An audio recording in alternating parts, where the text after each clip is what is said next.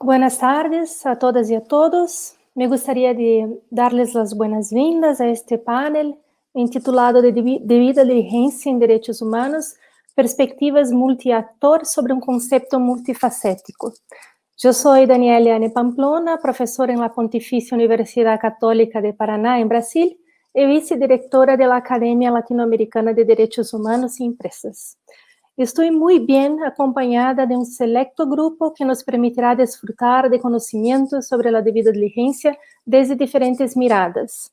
Vamos a oír hoy Domenico Barranca, de Eni, una industria de petróleo y gas, Tulica Bansal, del Instituto Danés para Derechos Humanos, Federico Chunga, el coordinador general del Plano Nacional de Acción de Perú, María Isabel Cúbires, de la Federación Internacional de Derechos Humanos, Alejandra Parra, abogada en Hermosillo y compañía, y Humberto Cantú Rivera, profesor de la Universidad de Monterrey en México y director de la Academia Latinoamericana de Derechos Humanos y Empresas. Como pueden percibir, logramos reunir personas de distintas afiliaciones con el propósito de ofertar informaciones desde puntos de vista distintos y lograr una conversación muy respetuosa sobre diferentes puntos de atención que se abren sobre la debida diligencia en derechos humanos. Este es un instrumento, como ciertamente sabe nuestra audiencia, que está previsto en el Pilar 2 de los Principios Rectores de la ONU, y lo veo dentro de los principios como la medida, desde el punto de vista de las empresas, más importante y capaz de generar efectos prácticos para aquellos que se relacionan con las actividades empresariales y pueden por ellas ser afectados. Su formulación en los principios exige el desarrollo de evaluaciones de impactos, de la actuación sobre sus resultados, del seguimiento de las respuestas y que también se comunique de la forma en que se hace frente a las consecuencias negativas. Los principios utilizan un lenguaje que da espacio para especificaciones y explanaciones. Como saben también, fue la OCDE que nos brindó con un guía para implementación de la debida diligencia para conducta empresarial responsable, además de los guías que ya enfrentaban el tema en sectores específicos. Asimismo, hay diferentes controversias que van desde el significado de la responsabilidad de las empresas en adoptar este mecanismo hasta los modos específicos que deben ser adoptados para que la responsabilidad de la empresa esté cumplida, pasando por la necesidad de que sea prevista de modo compulsorio. Y esto se queda en verdad cada vez más relevante, no solo porque algunos países ya adoptaron legislaciones en este sentido, de una manera o de otra, en grados diferentes, pero también porque en este año el comisario de Justicia, Didier Reynders, de la Unión Europea, informó que será propuesta una legislación sobre debida diligencia en derechos humanos en 2021, cuando ya había una evaluación de los informes de impacto en medio ambiente de cerca de 1,000 empresas, cuando se quedó claro que es necesario que el Estado por lo menos plantee directivas más claras para las empresas. Hoy, por lo tanto, vamos a escuchar los panelistas, principalmente desde sus experiencias en relación a la debida diligencia en derechos humanos. Por ser un tema que aún nos demanda muchas clarificaciones, este panel fue organizado para tratar de aspectos conceptuales y prácticos, en un esfuerzo para que alcancemos una mejor comprensión de su importancia, de sus características, de lo que se demanda en verdad de las empresas y también de los retos para que sea adoptado. Nosotros estamos organizados de modo que los panelistas van a tomar diferentes preguntas en 2 o 3 rondas. Los pido, por favor, que no pasen de los 3 minutos para cada respuesta, porque así, al final, podremos tomar las preguntas de nuestra audiencia. Y entonces, me gustaría empezar con Tulica Bansal.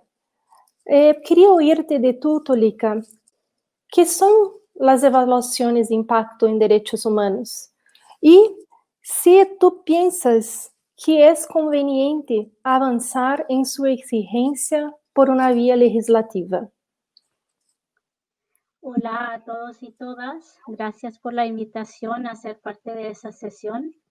Bueno, para contestar a tu primera pregunta, ¿qué son las evaluaciones de impacto en los derechos humanos? No, sabemos que los principios rectores solo dicen que las empresas tienen que evaluar y abordar sus impactos negativos como parte de la debida diligencia, pero no dicen que tienen que hacer una evaluación de impactos en los derechos humanos, ni dan una definición de qué es una evaluación de impactos en los derechos humanos adecuada. Entonces, ¿qué son evaluaciones de impactos en los derechos humanos? Son instrumentos para evaluar y abordar los impactos negativos en los derechos humanos que las empresas luego pueden utilizar para tomar medidas para prevenir o mitigar sus impactos negativos. El énfasis es en el evaluar los impactos negativos a los titulares de derechos a través de recopilación de datos primarios en terreno. Y las evaluaciones de impactos en derechos humanos tienen que cumplir con algunos criterios. Por ejemplo, el equipo que hace la evaluación tiene que tener experticia en los derechos humanos. La participación significativa con las partes interesadas es clave, sobre todo con los titulares de derechos más vulnerables. Y también es muy importante tener transparencia, que las empresas publiquen sus informes de evaluaciones de impactos. El Instituto Danés acaba de lanzar su versión española de una guía y herramienta de evaluaciones de impactos en los derechos humanos, que incluye 10 criterios claves para una evaluación adecuada. Espero que alguien pueda poner el enlace de esta herramienta en el chat para que ustedes puedan ver esa herramienta. Para contestar tu segunda pregunta, primero quiero mencionar que todavía hay muchas empresas que no practican debida diligencia porque es algo voluntario. Por ejemplo, las empresas con cadenas de suministro muy complejas se basan únicamente en auditorías sociales para entender y abordar sus impactos negativos. Pero esas auditorías tienen muchas deficiencias desde una perspectiva de derechos humanos. El segundo punto que quiero plantear es la cantidad de evaluaciones de impactos en derechos humanos que han llevado a cabo. Son muy limitadas y además más limitadas las evaluaciones de impactos publicadas. Y también hay una gran diferencia en términos de calidad de las evaluaciones de impactos.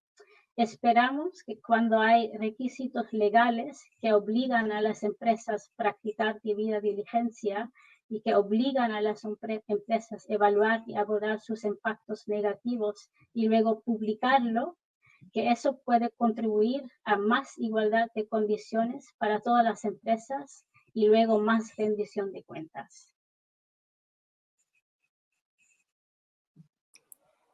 Gracias, Tulika. En verdad, entonces, tenemos que pensar en una vía legislativa no solo para que las empresas lo cumplan, lo que dicen los principios rectores, pero para que también lo hagan de una manera satisfactoria, para que las informaciones que den puedan, en verdad, ser informaciones útiles para los afectados. Muchas gracias. Me gustaría volver a Domenico Barranca. Gostaria de ouvir-te, desde sua experiência recente sobre este tema, como as empresas trabalharam com evaluações de impacto ambiental e social antes? Que diferenças tu vês em las práticas que se observaram entre as evaluações de impacto em direitos humanos e aquelas de impacto ambiental e social? Buenas tardes a todos. Yo soy Domenico Barranca, soy gerente de sustentabilidad en México. Entonces, quería hacer una breve introducción sobre la empresa. La empresa Eni es una empresa internacional en el sector energético que trabaja en muchos países y según nuestra experiencia nos hemos dado cuenta que los análisis de impactos es algo muy importante.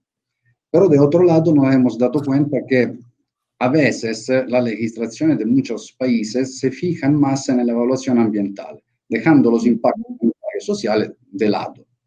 Por mitigar eso, Eni decidió de adoptar un estándar más amplio, que es la realización de una completa, una full ESHA para cada proyecto. Este enfoque ya refleja la elección de la empresa de adoptar una debida diligencia superior a la mera observación de las legislaciones nacionales. Y además, para los proyectos con mayor riesgo de derechos humanos, identificados mediante el uso de un modelo para su priorización, ENI lleva a cabo una evaluación de impacto de derechos humanos por profundizar el análisis sobre los titulares de derecho.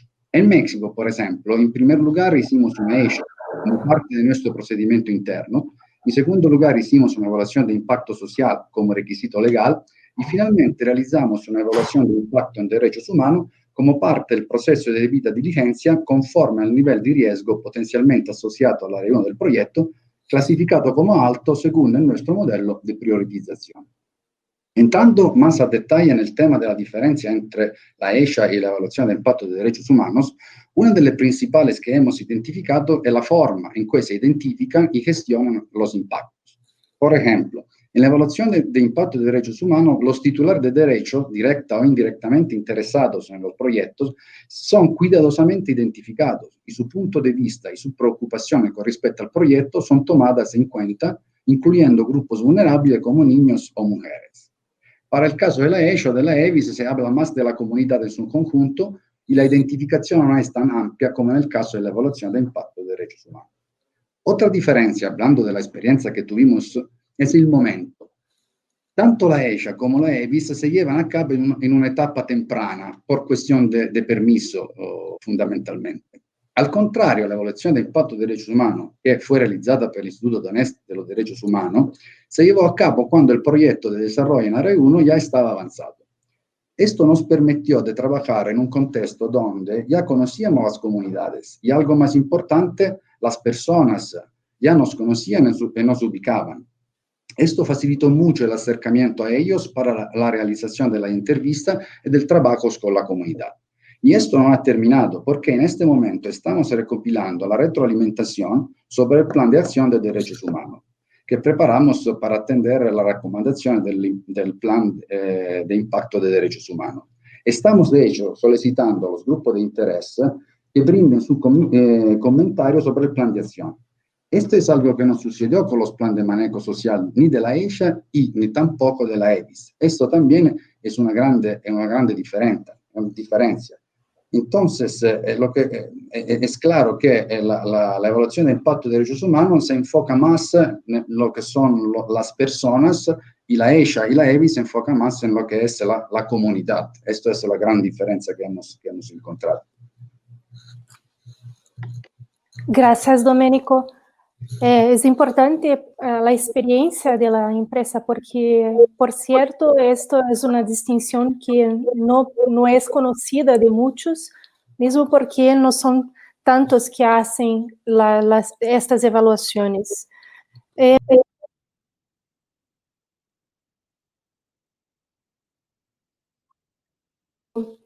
¿Cómo podemos afrontar el reto de la debida diligencia sin perder de vista los altos niveles de informalidad de países como Perú, que antes de la pandemia eran como que 72% de personas en la informalidad y después, hoy, son 82%? Por favor. Muchas gracias a la Academia Latinoamericana de Derechos Humanos y Empresas por la gentil invitación y un saludo a todos los colegas del panel. Para mí es un honor compartir este espacio con ustedes. Un saludo también a todos y todas los que forman parte de la audiencia. La informalidad del sector económico en nuestros países es un fenómeno que debe tomarse muy en cuenta al momento de implementar políticas públicas sobre la diligencia, puesto que su impacto es notable en la vulneración de derechos humanos, sobre todo de los grupos más pobres y vulnerables. Tiene un impacto también en aspectos centrales como el debilitamiento de la institucionalidad sindical, por ejemplo, también.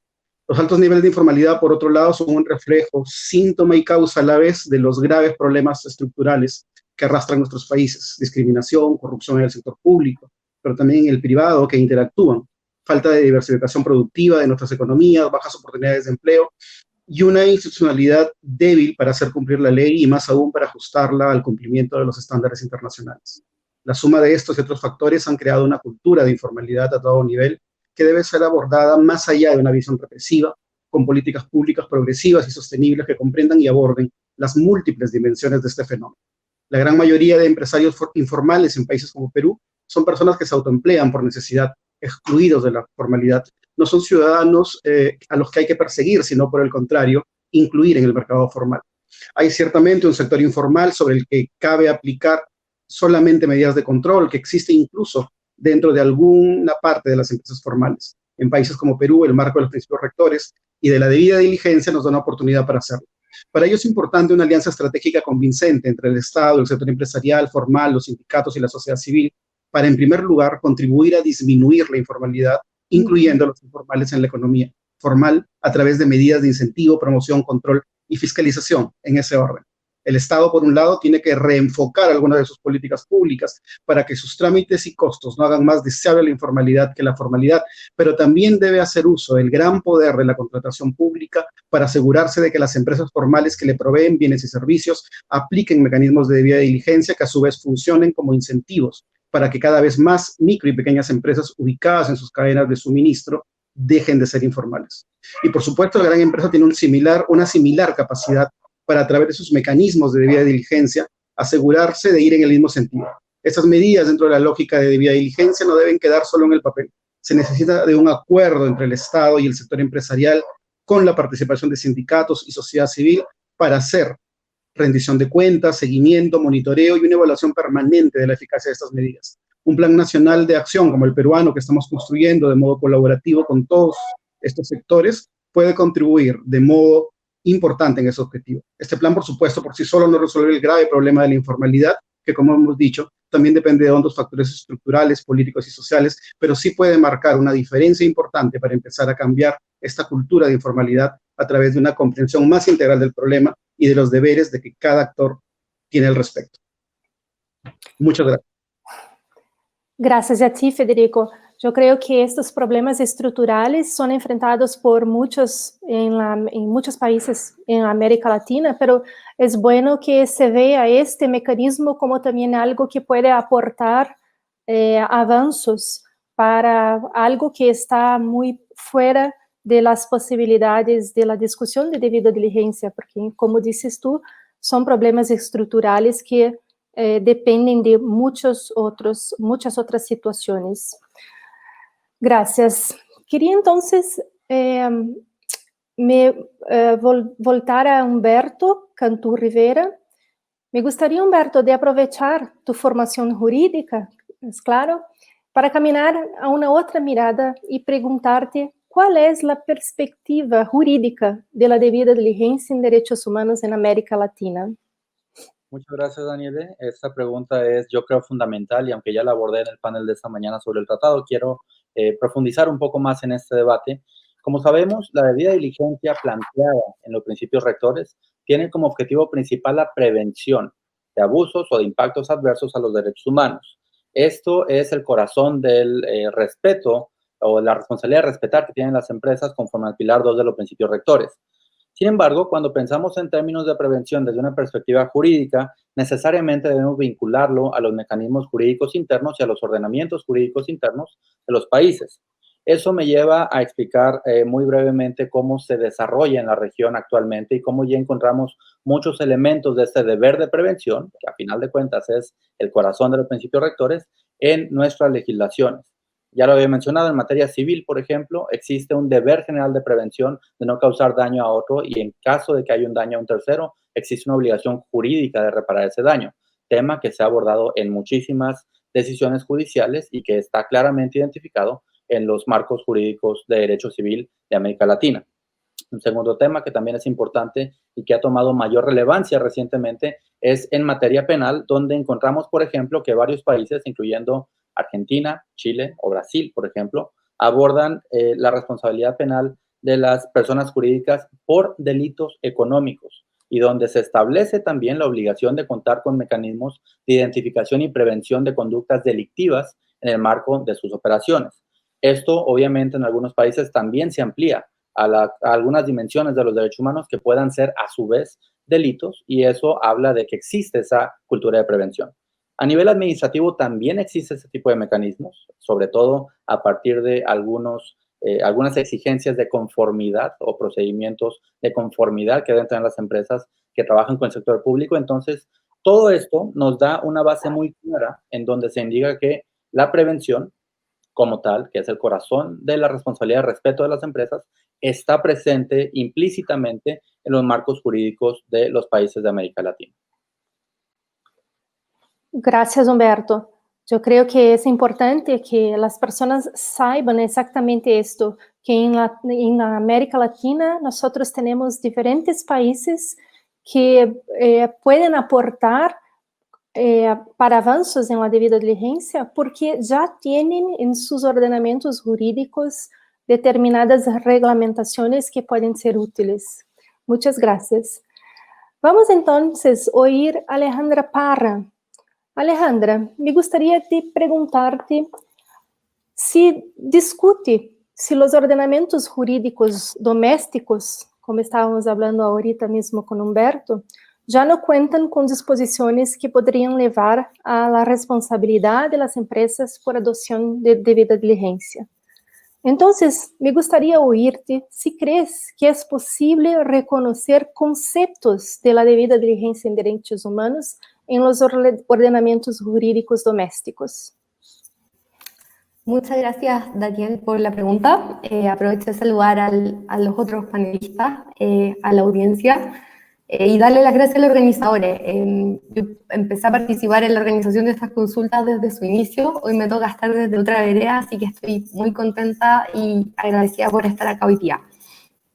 Respecto de la pregunta, hoy en día, en mi conocimiento a nivel doméstico, lo más cercano a la debida diligencia en derechos humanos corresponde a los programas de cumplimiento que tienen las empresas o compliance, como ha sido traducido por el concepto en inglés.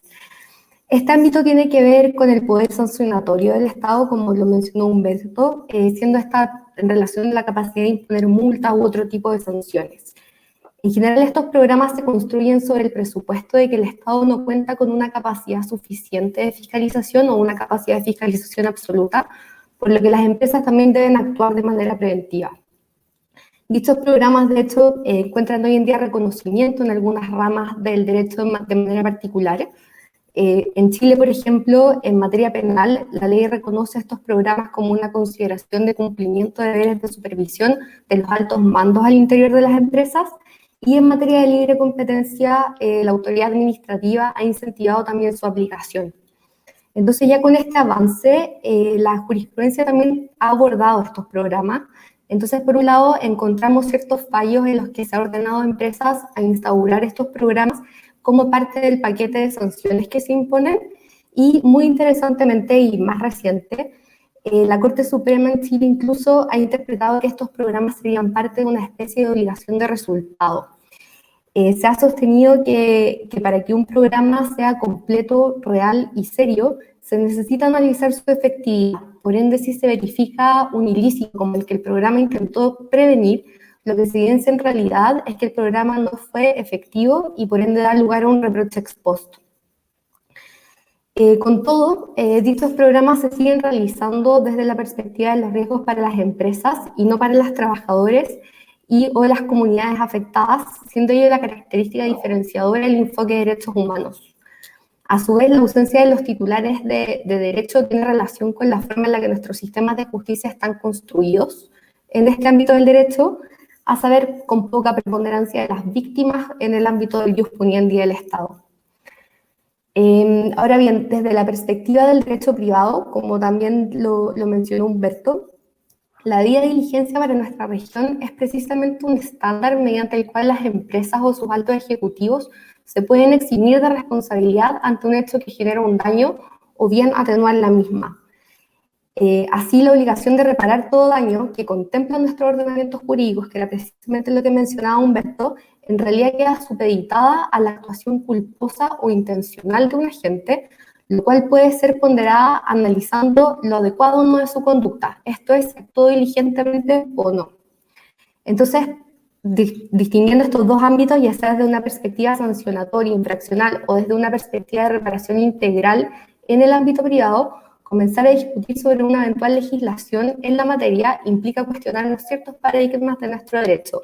La domesticación de estándares de derechos humanos exige replantearnos cómo ponemos el foco en las víctimas y su derecho a la reparación integral.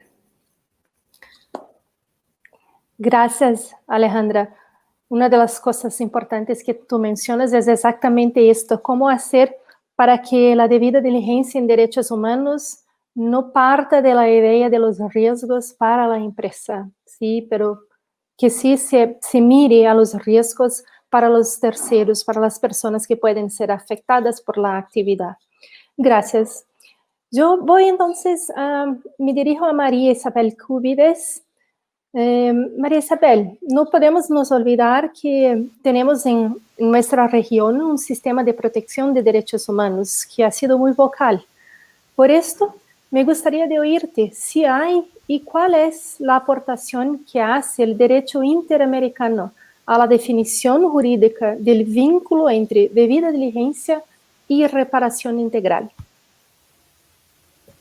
Muchísimas gracias, Daniel, y gracias por la invitación. Creo que los aportes que se pueden identificar son múltiples y muy diversos y van desde la dimensión colectiva de reparación hasta los vínculos con el derecho a un medio ambiente sano, pero hoy quisiera enfocarme justamente en la dimensión judicial y, como lo mencionaba Alejandra, lo que tiene que ver con la reparación integral, bajo la cual los estados deben adoptar mecanismos que combatan la impunidad y estén dirigidos a evitar la repetición de hechos lesivos en el futuro, en particular cuando existe una falla en la aplicación o en la prevención frente a ese deber de diligencia.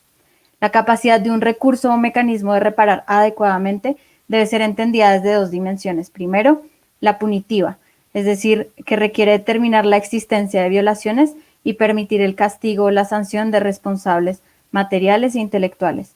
Y por el otro lado, la restaurativa, es decir, la reparación del daño causado en el ámbito individual y colectivo. Por ahora me voy a enfocar en la dimensión colectiva y creo que los aportes del derecho interamericano pueden ser dos, principalmente.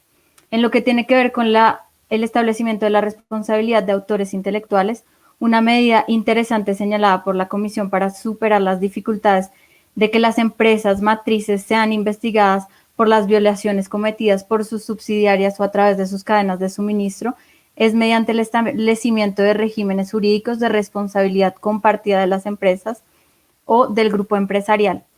Creo que en la materia existen ya ejemplos en los países en la región. En Colombia, por ejemplo, podemos ver y explorar la noción del consorcio de empresas como un elemento que aporte a la reflexión global sobre cómo estructurar esta responsabilidad conjunta. En segundo lugar, creo que el derecho interamericano aporta una interpretación amplia de los fundamentos jurídicos de atribución. A diferencia de la Corte Internacional de Justicia, la Corte Interamericana presenta un acercamiento mucho más amplio a la noción de influencia y control. En efecto, ha considerado que la autorización o contratación, el amparo, la naturaleza de las actividades y las violaciones en causa, así como los mecanismos de dirección o supervisión, son indicadores que permiten determinar la existencia de un control que en dicho caso determina la responsabilidad del Estado, pero que sin duda son criterios que pueden inspirar las maneras en que podamos superar los obstáculos existentes al establecimiento de la responsabilidad de la empresa matriz para fortalecer esta responsabilidad cuando exista un suficiente grado de influencia, control o supervisión. Y en ese mismo sentido, el sistema interamericano ha desarrollado la doctrina de la complicidad, según la cual en una situación de aquiescencia, tolerancia o colaboración estatal, los hechos constitutivos de una violación conllevan una responsabilidad en caso de acciones u omisiones. Una vez más, creo que estos elementos y estas nociones pueden inspirar formulaciones jurídicas del vínculo entre debida diligencia y acceso a la justicia para los avances jurídicos en países de la región, así como avances internacionales en temas de un instrumento internacional. Muchas gracias. Gracias a ti, María Isabel. Yo estoy completamente de acuerdo. Creo que la necesidad hace la oportunidad para que creemos algo diferente y tiene que estar acá en la región para comprender cómo las estructuras en que están estas empresas, como las matrices, las subsidiarias, como estas estructuras son retos importantes para que la responsabilización ocurra. Gracias. Me gustaría volver a oír sobre el tema desde el punto de vista del Estado. Por eso, pregunto a nuestro panelista Federico Chunga, si tenemos en cuenta los graves problemas de coherencia de las políticas públicas de los estados, ¿cuáles son los principales retos para implementar la debida diligencia empresarial?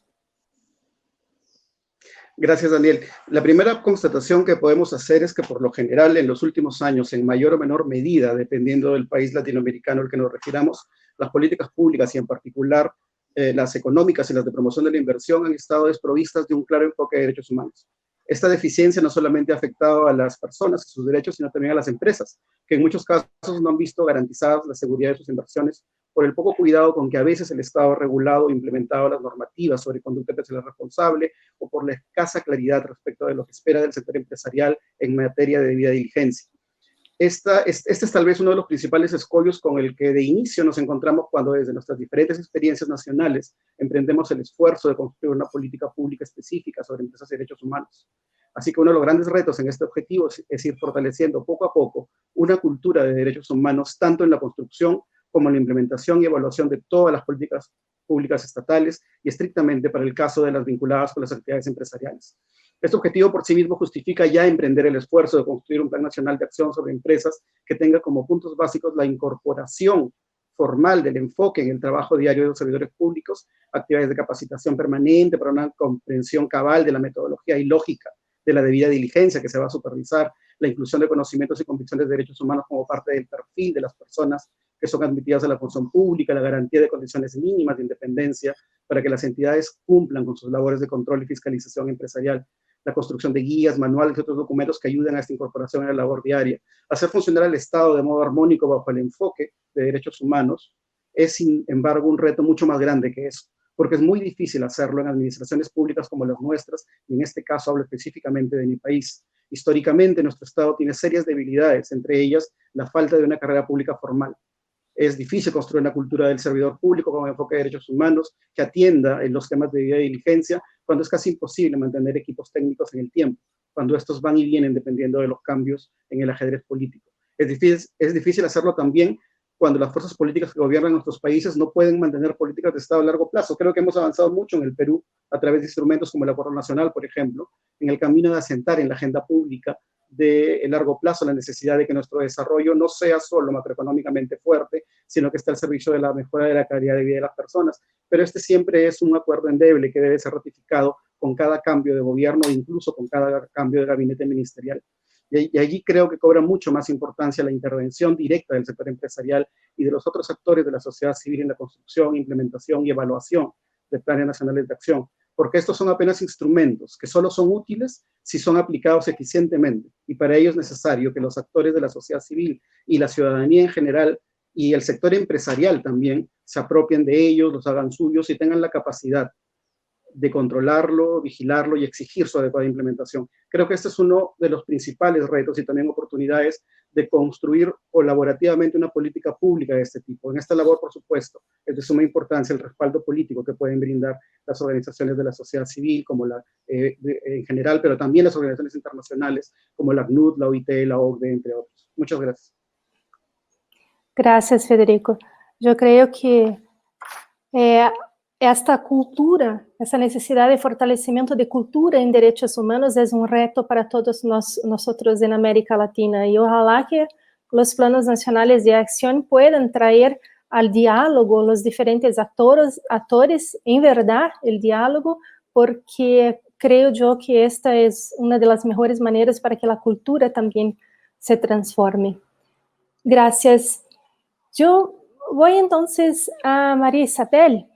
María Isabel, me gustaría de saber si crees que deben las empresas públicas ser sujetas de un enfoque diferenciado. Ellas deben ter un tratamiento diferente. ¿Y cuáles son las ventajas y los riesgos de este tratamiento? Gracias, Daniel. Creo que es una pregunta clave, ya que las empresas públicas existen justamente en la intersección jurídica entre la responsabilidad de las empresas de respetar los derechos humanos y el deber del Estado de proteger y garantizarlos. Paradójicamente, a pesar de que detentan mayores deberes y responsabilidades, las víctimas de violaciones a derechos humanos vinculadas a sus operaciones se enfrentan a considerables obstáculos en la búsqueda de justicia. Y entonces la pregunta es, si aquel enfoque diferenciado permitiría sobrepasar dichos obstáculos.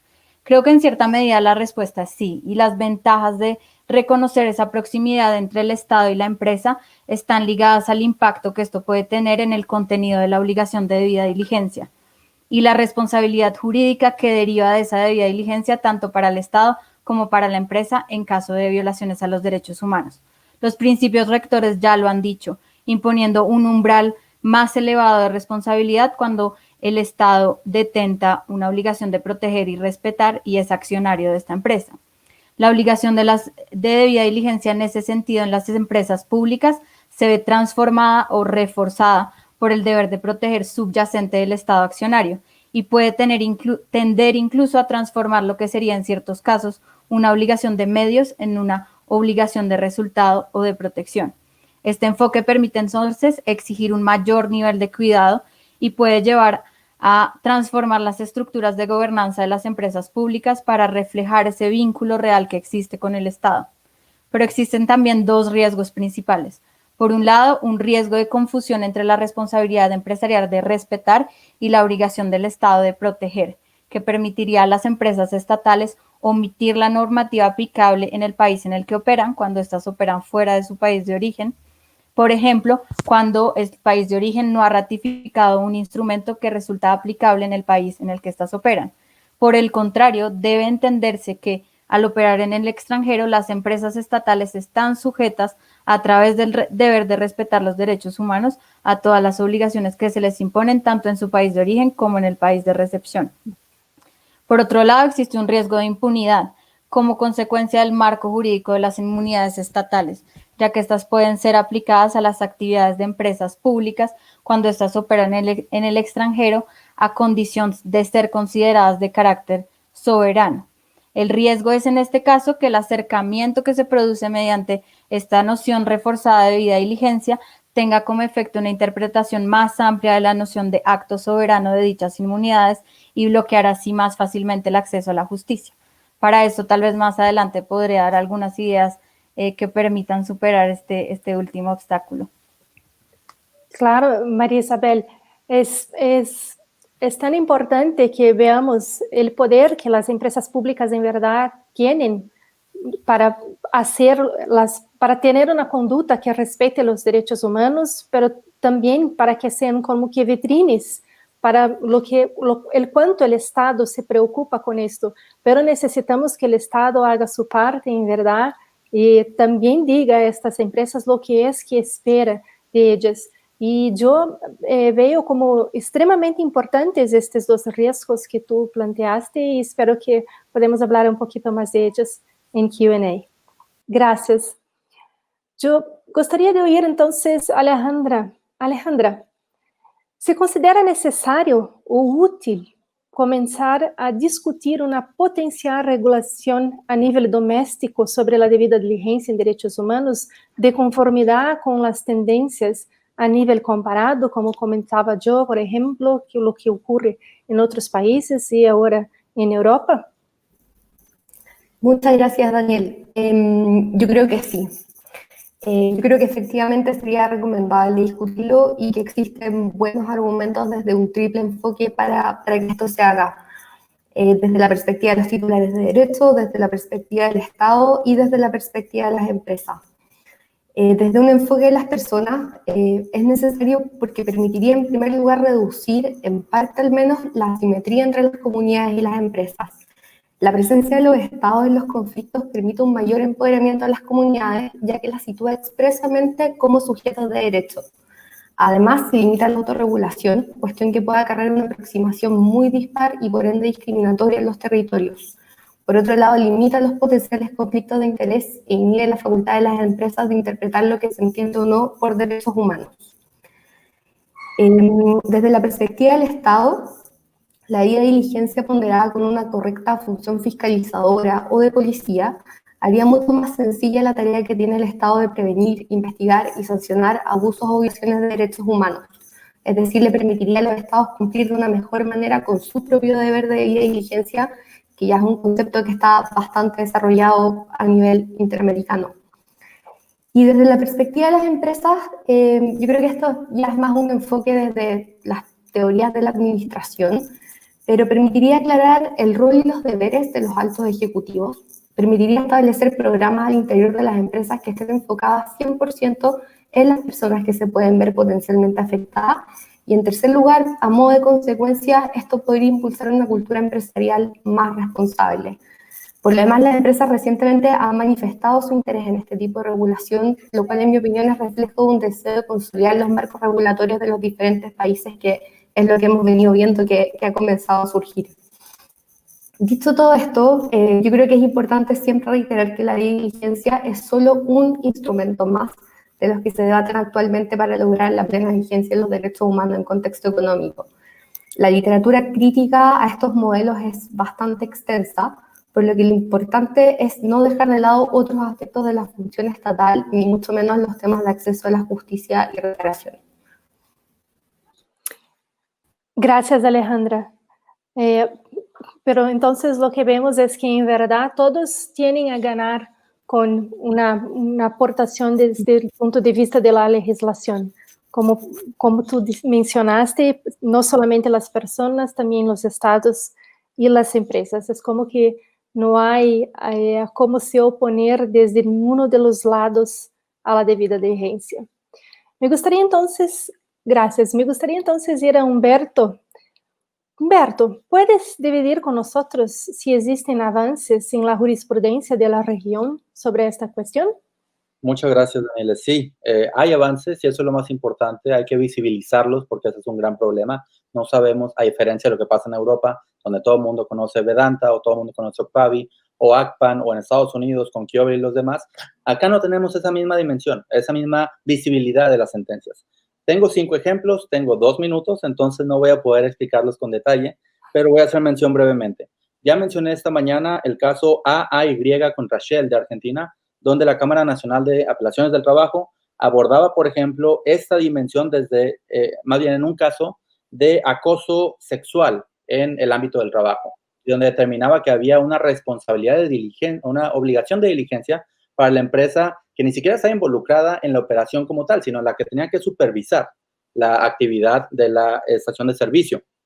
Otro caso importante de Brasil, justamente, el caso Biocon, que aborda una situación de trabajos forzados de naturaleza extraterritorial, donde trabajadores eran enviados a trabajar en Angola en condiciones, bueno, obviamente no adecuadas, y donde la empresa matriz tuvo responsabilidad jurídica determinada por los tribunales brasileños por esa situación, aunque quien ejecutaba la operación en el país africano era una empresa constituida ya. Dijo la Corte en ese caso que era muy importante entender cómo se ejerció un control efectivo y en realidad la empresa africana era una agencia de la empresa brasileña. Tenemos también el caso Richter contra Google en México, donde se hablaba de la afectación al derecho a la honra y a la dignidad de una persona, en donde Google, la matriz estadounidense, no tomó las medidas necesarias para que la empresa mexicana pudiera realmente proteger o respetar al menos la honra y dignidad de esa persona. Hay otros casos, incluyendo un caso interesante sobre el derecho a la salud en Chile, en donde una planta de tratamiento de aguas en Vicuña estaba generando condiciones adversas para el derecho a la salud, y ese caso se liga muy claramente con la jurisprudencia de la Corte Europea de Derechos Humanos en el caso Guerra contra Italia o López Ostra contra España, casos paradigmáticos que sabemos que son base de las obligaciones de los estados, aunque en este caso obviamente se centró en la responsabilidad de la empresa. Y por último, el caso Ocensa, que mencioné también esta mañana, que hablaba de una falta de prevención de la empresa en el momento de planear la manera en que iba a desarrollar un proyecto de oleoductos. Esto me recuerda también al famoso caso ACPAN contra Shell, si no me equivoco, en Holanda, donde se determinó una base fáctica similar, la misma situación, que la empresa debió haber previsto que existía un riesgo al momento de desarrollar sus proyectos y por consecuencia tenía que prevenirlos. Gracias, Humberto. Esto está en línea con lo que hablábamos, que en la región tenemos sí aportes a hacer y claro que cada vez más necesitamos discutir también esta jurisprudencia que se cría acá en la región. Gracias. Me vuelvo entonces a Domenico Barranca. Me gustaría oírte sobre cómo contribuyen las normas de derechos humanos a la responsabilidad empresarial de respeto. Sí, gracias Daniel por la pregunta. Esto de hecho es un tema que ENI tiene en fuerte consideración. Entonces, la responsabilidad corporativa de respetar los derechos humanos, introducida por parte de la ONU en 2011, representa una forma de derecho indicativo que no implica una obligación legal para la empresa. Esto lo hemos visto, disculpen, lo hemos dicho. No obstante eso, las empresas ven esta responsabilidad como una obligación impulsada más por los inversores o la opinión pública o los consumidores, entre otros.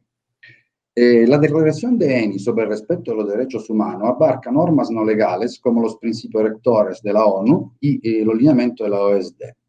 En este caso, nos comprometemos a desarrollar medidas alternativas que pueden brindar protección más allá de lo que exige las leyes locales. ENI también ha diseñado, establecido y puesto en marcha un sistema integrado de debida diligencia que involucra diferentes temas, nivel de funciones y proyectos a nivel de la compañía. Por lo tanto, la empresa ENI está bastante preparada por los próximos requisitos obligatorios sobre debida diligencia en materia de derechos humanos. Efectivamente, existe un creciente impulso para la legislación de debida diligencia, como también tú dijiste, ¿no? Especialmente a nivel de la Unión Europea, con el Comisariato de Justicia que anunció la introducción de normas sobre este asunto en el 2021. Los estándares legales explícitos, según nosotros, podrían ser decisivos para impulsar a aquellas empresas que aún están atrasadas en este tema. Al mismo tiempo, podrían permitir una mayor certeza y una definición más clara sobre qué se espera de la empresa en términos de derechos humanos y medio ambiente. Para esto es importante que cualquier regulación futura esté diseñada de tal manera que pueda contribuir a la igualdad de condiciones y comparar los procesos de debida diligencia entre las varias empresas. Así que se puede conseguir un efecto dominó y una mayor vinculación con contratistas, proveedores y socios. Adicionalmente, quiero también decir que los requisitos obligatorios pueden esconder un reto, el riesgo de que los derechos humanos se conviertan en un mero ejercicio de marcar la casilla, centrándose más en la respuesta práctica de la empresa a la mala conducta y olvidando la importancia fundamental de establecer una cultura corporativa de derecho. La naturaleza y el alcance de los derechos humanos implica la necesidad de mantener un enfoque proactivo de integración e intercambio continuos con los grupos de interés y de generar valor de derechos humanos en toda la empresa. El mayor desafío de la responsabilidad corporativa de respetar los derechos humanos es de hecho la base de una cultura corporativa sólida de derechos humanos en toda la empresa. Un proceso largo que requiere un trabajo significativo de establecimiento y difusión de valores, actividad de capacitación y sensibilización, involucrando todas las empresas y todas las personas corporativas de la empresa. Este es un viaje que por ENI fue iniciado y dirigido por nuestro CEO en el 2016 y aún continúa. Entonces, es algo que nosotros creemos muchos y nos estamos invirtiendo muchos esfuerzos y muchos recursos. Es algo que es importante, pero necesitamos que van a ser una legislación clara por la empresa privada. Gracias. Gracias, Domenico. Yo veo que lo que nos cuenta desde ENI nos demuestra una estructura sólida de la empresa en relación a debida diligencia y las evaluaciones que hacen, pero yo estoy de acuerdo cuando usted habla que la legislación puede en verdad clarificar, contribuir para que las empresas comprendan exactamente lo que deben hacer. Muchas gracias. Vamos entonces a volver a Alejandra.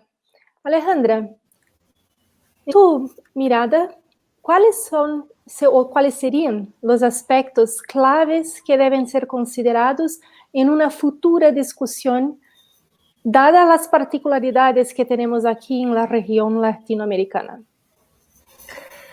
En mi opinión, los aspectos claves a considerar tienen que ver con la participación, el diseño institucional y la interacción de la ley de diligencia con el acceso a la justicia. Lógicamente, todo esto en interacción también con la adopción de estándares y decisiones diferenciadas cuando existen temas de mujeres o las operaciones se encuentran en territorios de pueblos indígenas o personas afrodescendientes, pero me quiero concentrar en lo primero. En primer lugar, para garantizar la participación efectiva de los titulares de derechos y rendir cuentas frente a estas demandas, hay que considerar las particularidades que tiene la región. En este sentido, la protección a denunciantes es fundamental. Latinoamérica, como se ha constatado en muchas oportunidades, es una región extremadamente peligrosa para las personas defensoras de derechos humanos. La promoción de legislación en términos de debida diligencia necesariamente tiene que proteger a los miembros de las comunidades o los trabajadores que se involucran en dichos procesos. Asimismo, debe existir un sistema de rendición de cuentas. Yo creo que en la región existen tradiciones de participación consolidadas. Sin embargo, cuando los estados y las empresas comienzan a tener conflictos de interés, la participación tiende a convertirse en un trámite que no produce los efectos necesariamente deseados. En este sentido, también es fundamental alinear los procesos de debida diligencia de las matrices y sus filiales para asegurar un sistema más sólido. En segundo lugar, yo considero que se debe definir dónde construir y alojar la institucionalidad que velaría por la función regulatoria, incluyendo los procesos de debida diligencia. Yo creo que algo primordial en este sentido es que no hay que olvidar que uno de los grandes desarrollos del pilar 2 de los principios rectores ha sido dado por la evolución de los estándares ambientales, sociales y de gobierno, o lo que conocemos como los estándares ESG, por sus siglas en inglés. Estos estándares constituyen meramente una forma de agregar información al mercado, pero no garantizan un modelo sólido de respeto a los derechos humanos. Entonces, para prosperar en el deber de proteger y la responsabilidad de respetar, el Estado necesariamente debería tener un rol activo y constante de supervisión de manera preventiva. Además, se pueden buscar convergencias sólidas con otros ámbitos relacionados a graves vulneraciones de derechos humanos, donde ya hay desarrollos más afianzados en temas de prevención, como es, por ejemplo, el combate a las prácticas corruptas. Por último, en tercer lugar, y con esto cierro, yo creo que se debe evitar que una discusión como esta afecte el acceso a la justicia para las víctimas. La debida diligencia es prevención y además es acceso a información. La información que deberían entregar los procesos de debida diligencia correctamente transparentados podría permitir cumplir con mayor facilidad para las víctimas los estándares probatorios que a veces se les imponen o no verse afectadas por temas de prescripción, entre otros problemas que hoy en día surgen en el terreno. Entonces, central sería, en mi opinión, un debate serio sobre los efectos jurídicos ex post de los procesos de debida diligencia, teniendo en cuenta que la naturaleza de muchos de los daños que existen en nuestra región no van a permitir a las víctimas o a los afectados volver a su estado previo y que la reversión debe ser lo más integral posible. Gracias, Alejandra.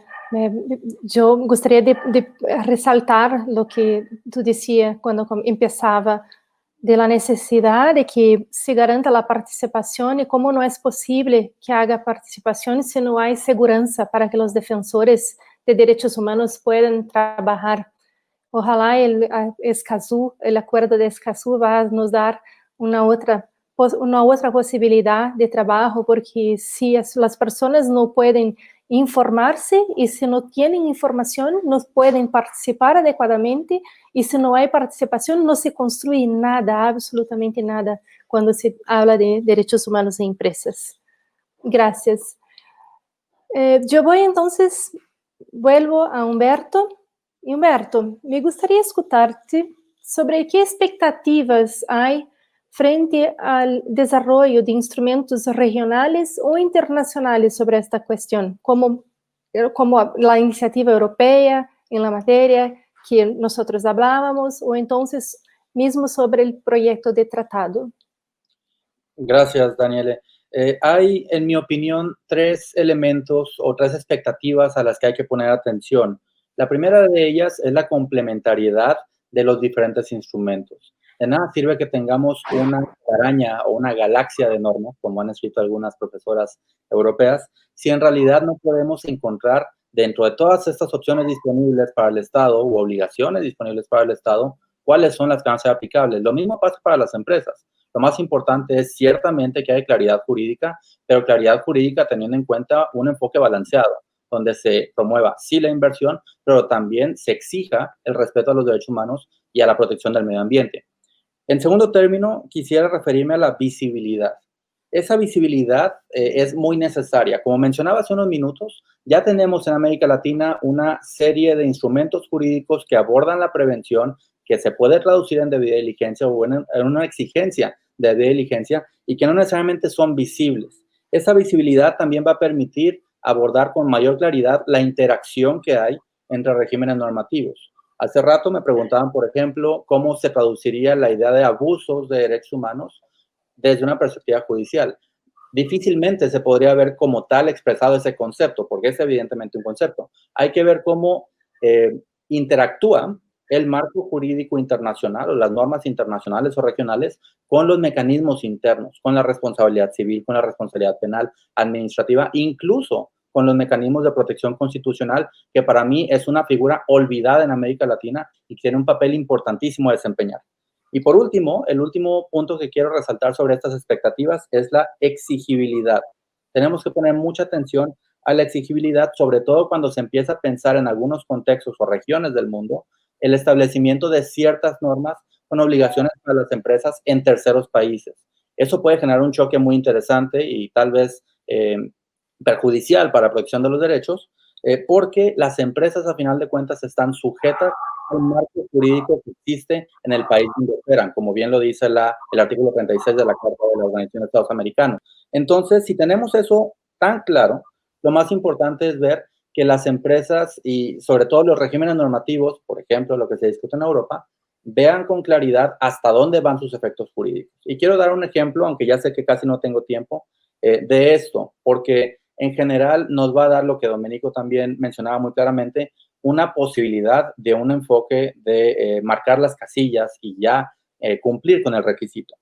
En general, lo que se ve, por ejemplo, con la nueva política de derechos humanos de Apple, lanzada hace unos días apenas, es que Apple estaría forzada, o más bien su lógica de entender este tema es que cuando hay un conflicto entre una norma internacional y una norma en el país donde opera, va a seguir la norma del país donde opera, porque es obligada a ella, y va a intentar seguir el principio internacional. Este mismo conflicto normativo puede darse si, por ejemplo, esta iniciativa europea no toma en consideración el alcance de su exigibilidad o de la efectividad de esa norma jurídica. Gracias, Humberto. Vemos que mucho más que expectativas son, en verdad, otros temas que se abren, que son muy complejos y que demandan estudio y reflexión de actores en la academia, de actores políticos también. Vuelvo entonces a María Isabel, por favor. Me gustaría hablarte un poquito sobre el tratado. En el segundo borrador revisado, se menciona expresamente a las empresas públicas. ¿Cómo contribuiría dicho instrumento, el tratado, a cerrar las brechas que existen de impunidad?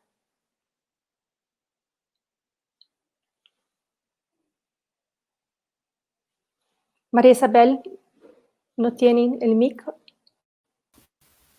¿Me escuchas? Sí, gracias. Ok. Sí, decía, el tema de empresas públicas ha estado presente en los debates sobre el tratado, inicialmente estando limitado a la idea del estudio del alcance del tratado con el fin de asegurar una formulación que abarque a las empresas públicas independientemente de su naturaleza, estructura de gobernanza o sector de actividad. Y lo que se ha intentado es evitar insistir en una distinción entre actividades comerciales y no comerciales de las empresas para evitar crear vías de escape a la responsabilidad de las empresas públicas, la responsabilidad por actividades de servicio público o aquellas estrechamente ligadas al ejercicio de atribuciones gubernamentales. Y ha habido un esfuerzo y avances en ese sentido. Sin embargo, creo que esta no es la única dimensión en que el tratado es relevante para este tema. Primero, en la dimensión preventiva, lo he mencionado antes, existen aportes que podrían venir de un enfoque diferenciado en materia de debida diligencia. Y esto podría introducirse en el artículo 5 sobre prevención, incluyendo una disposición específica sobre las obligaciones del Estado accionario cuando actúa a través de sus empresas públicas, adopta medidas de políticas de contratación pública o materias relacionadas a la regulación de las empresas. En segundo lugar, la dimensión de reparación, que también he mencionado anteriormente, a través de las nociones de responsabilidad compartida, control, influencia y complicidad, que son aún más fuertes y presentes en el área de las empresas públicas. Y por último, un elemento que inicié que mencioné anteriormente, pero no desarrollé por completo, y es la cuestión de las inmunidades estatales que pueden resultar aplicables para los actos de las empresas públicas que sean considerados de carácter soberano, y lo que podría llevar a negar el acceso o dificultar el acceso a la justicia en el foro en el que el daño ocurrió.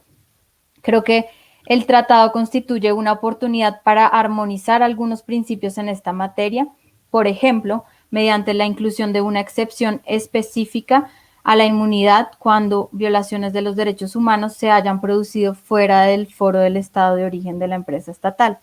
O, como alternativa, se ha sugerido también exigir sin excepción la renuncia a la inmunidad soberana para los actos del Estado.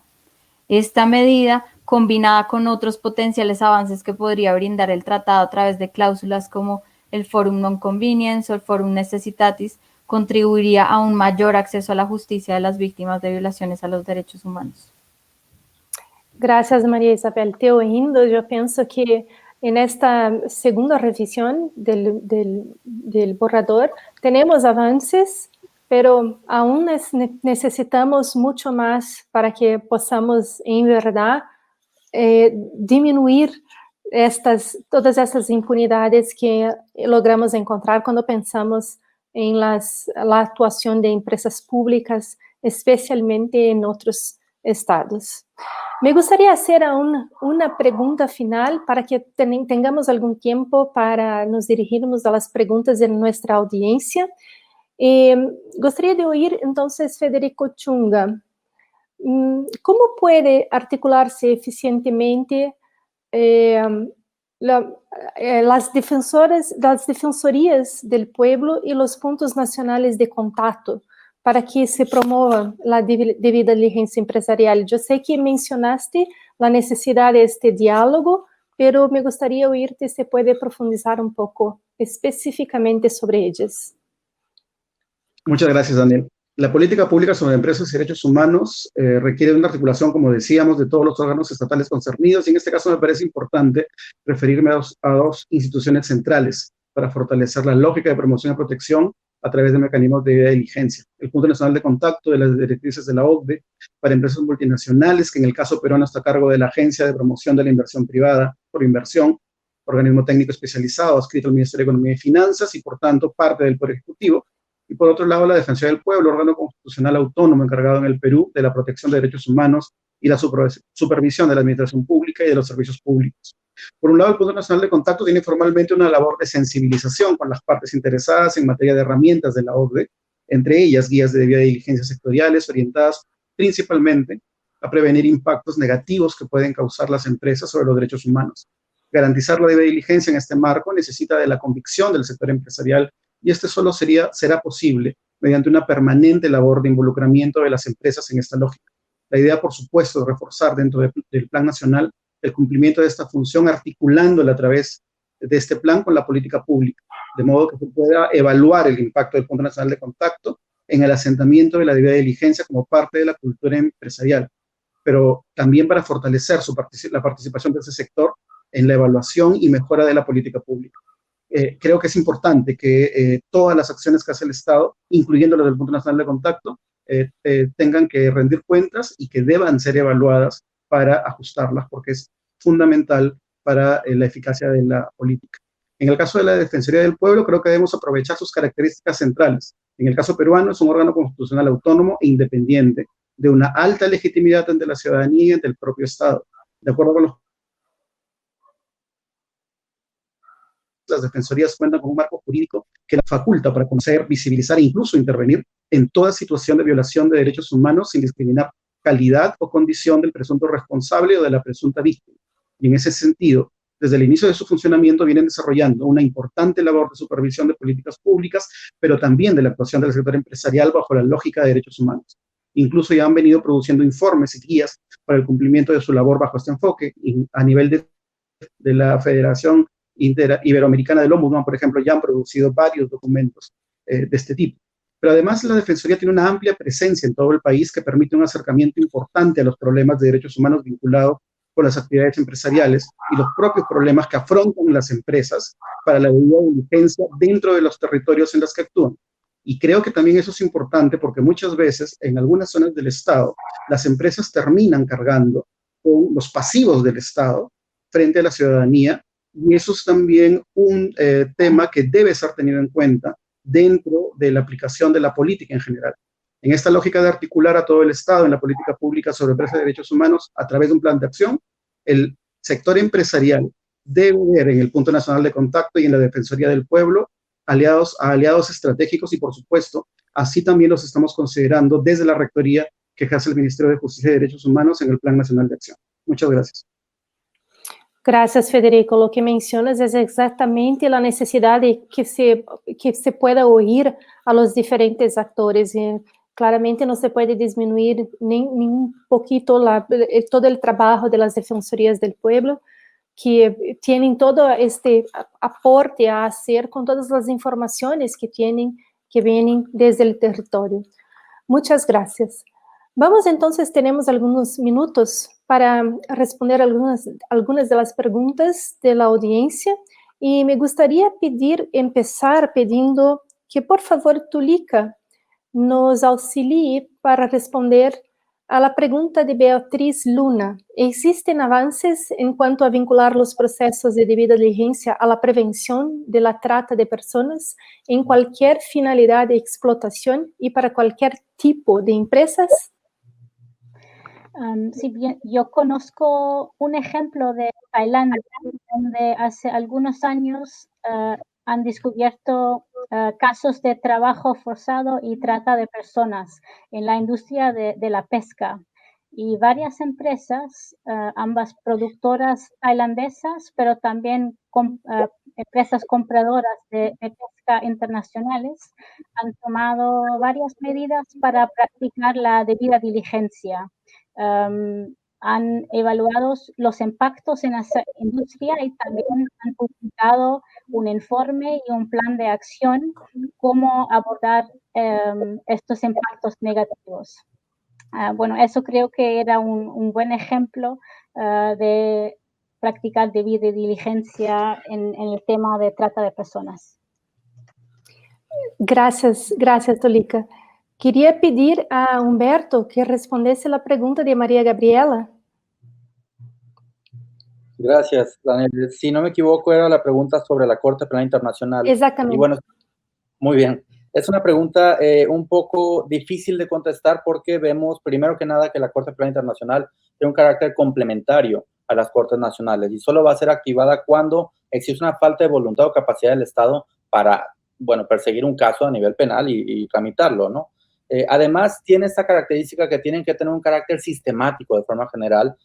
Además, y eso sin comentar el tema político, que ciertamente es un tema muy complejo, muy presente actualmente en la Corte Penal Internacional. Es posible, pero es una complejidad existente en realidad pensar en que esto pueda funcionar y que pueda haber una apertura efectiva de la investigación y la presentación de cargos contra las personas. Pero podría ser algo que se pudiera llegar a dar. Y creo que hay una pregunta más abajo que quisiera aprovechar un minuto para responderla también, sobre evaluaciones de impacto y sobre el tema de debida diligencia y cómo se combina este papel del Estado conforme a la jurisprudencia interamericana. La Corte Interamericana de Derechos Humanos ha señalado que el Estado no pierde su obligación de supervisar las evaluaciones de impacto social y ambiental que desarrollen las empresas. O sea, hay un papel de monitoreo que tienen que ejercer, como ya también había mencionado Marisabel en su intervención, y una idea que planteaba en un libro del Instituto Interamericano de Derechos Humanos en 2017 es la importancia de que, primero que nada, la evaluación de impacto en derechos humanos llevada a cabo por la empresa pueda ser revisada y avalada por el Estado y que continúe como quiera una vez que el Estado dé la autorización sobre esa misma línea, pero sin perder obviamente esa obligación de supervisión. La esperanza es que la Corte Interamericana desarrolle un enfoque integral sobre estos temas y que pueda en realidad pensar en una evaluación de impacto integrada en materia ambiental, social y derechos humanos, y no creo que sea sustituir ni la ambiental ni la social por la de derechos humanos. Tal vez son complementarias porque se enfocan en temas distintos, pero si no se contempla la de derechos humanos, ahí sí hay un riesgo de perder un poco los elementos que son importantes desde esta perspectiva. Gracias, Humberto. En el interés de tiempo y porque tenemos otras preguntas aquí, voy a dar la palabra para las consideraciones finales a cada uno de los panelistas y entonces, si pueden y quieren, contesten a las preguntas, por favor, porque las tenemos todas acá y así no preciso tomar el tiempo diciéndolas. Por favor, Domenico Barranca. Sí, entonces yo quiero concluir la intervención diciendo que es importante que las empresas se comprometan a hacer una evaluación de impacto de derechos humanos y tener en fuerte consideración los derechos humanos. Pero las empresas necesitan que también una ayuda por parte de las instituciones. Por eso yo creo que la legislación de la debida diligencia, los estándares legales explícitos pueden ser algo que de verdad pueden ayudar, porque al final no es algo que se deja a la empresa. Entonces, las empresas que son un poquito más comprometidas sobre ese tema, hay otras empresas que no lo hagan, pero es algo que necesitamos y debemos que hacer todos. Entonces, es algo que es importante. Lo que quiero decir, el estándar legal explícito es algo que debe que salir bien y nos va a ayudar a todos. Gracias, Domenico. María Isabel, por favor. Gracias, Daniel.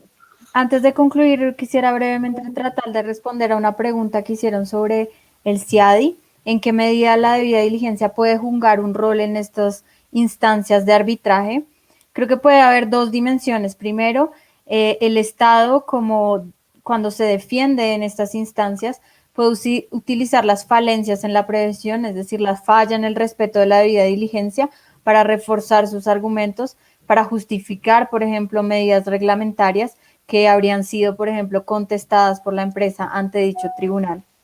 La falta de debida diligencia de la casa matriz podría ser invocada como una forma de prevenir o impedir la competencia del tribunal arbitral, ya que en general esta competencia se establece en el país de la casa matriz y por ende, digamos que las falencias o las violaciones que sean cometidas por esta empresa podrían ser un elemento interesante. Ahora bien, es un avance difícil y es un proceso que lleva mucho tiempo en el ámbito del derecho internacional económico, pero creo que invocar esta noción en estas instancias podría ser un paso a romper, digamos, los campos aislados de derechos humanos y derecho internacional económico para comenzar a establecer puentes entre la necesidad, entre las obligaciones de las empresas y los derechos que éstas derivan de dichos tratados, así como las obligaciones del Estado de proteger y respetar los derechos humanos y evitar que estos mecanismos sean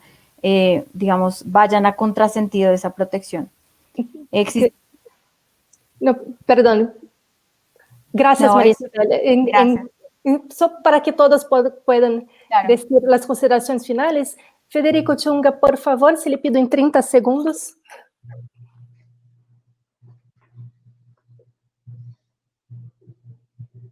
Adelante.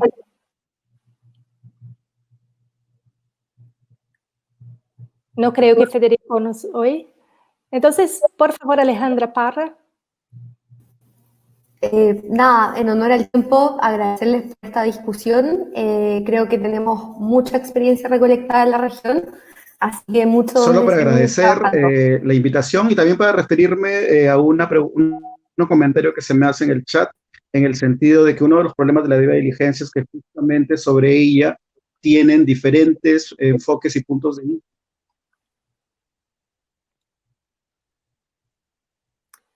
Tenemos un delay. Sí, por favor, Humberto. Quisiera simplemente agradecerles a todas y todos los panelistas por su presencia, por su participación. Creo que es un debate muy interesante, muy importante que hay que tener en la región. Y bueno, la invitación es a seguir conversando sobre esos temas de forma práctica, pero también pensando sobre todo en la prevención y la protección de los derechos de las personas y el medio ambiente. Gracias, Humberto. Yo agradezco a todos nuestros panelistas por sus relevantes contribuciones, a la audiencia también, decir que deseo que tengan sido convidativo a que continuemos a debater el tema. Agradezco también a todos los que estuvieron en backstage nos ayudando. Muchas buenas tardes a todos.